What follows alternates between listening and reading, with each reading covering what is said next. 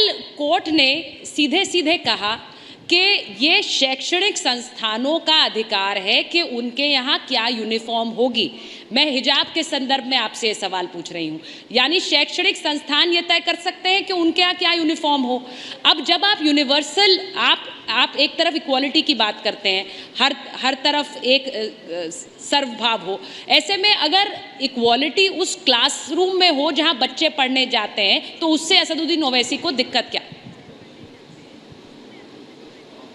सबसे पहली बात तो ये कि मैडम, आपके एडिटोरियल टीम को, अर्नब गोस्वामी को, उनको फायर करना चाहिए। इतना गलत सवाल आपसे करवा रहे हैं।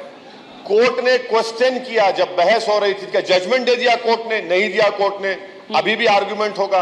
दूसरी बात ये, आपको और आपके दर्शकों को समझना चाहिए कि भारत के संविधान के फंडामेंटल राइट्स, कोर्ट की टिप्पणी, मैडम वो जजमेंट नहीं है। जजमेंट नहीं है, मैंने नहीं कहा जजमेंट है, मैंने कहा कोर्ट की टिप्पणी है।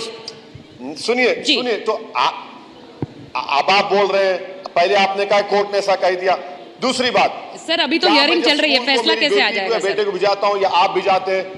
हाँ तो ठीक है, सुन लीजिए, आप इसलिए करेक्ट कर रहा हूं आपको, आपने गलती मान लिया। तो क्या मैं अपने फंडामेंटल राइट्स को स्कूल की गेट पर छोड़ देता हूं? नहीं छोड़ देता हूं। तीसरी बात, क्या हिजाब पहनने से किसी और के फंडामेंटल राइट्स मुतासिर हो रहे हैं? नहीं हो रहे हैं।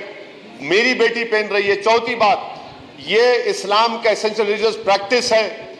पांचवी बात, आर्टिकल 29 में राइट टू कल्चर का मुझे राइट है। छठी बात, right to conscious fundamental right है। आप कैसे मुझे रोकेंगे? कैसे रोकेंगे मुझे आप?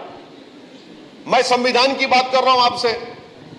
ओवैसी साहब, एक तरफ आप कहते हैं कि मुसलमानों की शिक्षा के लिए, बच्चों की शिक्षा के लिए पिछली सरकारों ने कुछ नहीं किया।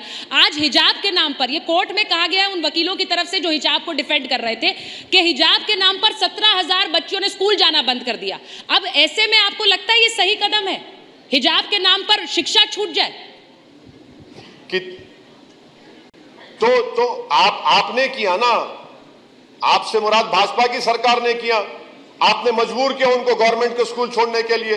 भाई, उन गवर्नमेंट स्कूलों में दूसरे रिलीजन के रिलीजियस सिंबल्स अलाउड होंगे और इस्लाम का रिलीजियस सिंबल अलाउड नहीं होगा। ये नाइंसाफी नहीं है तो क्या है बताइए आप?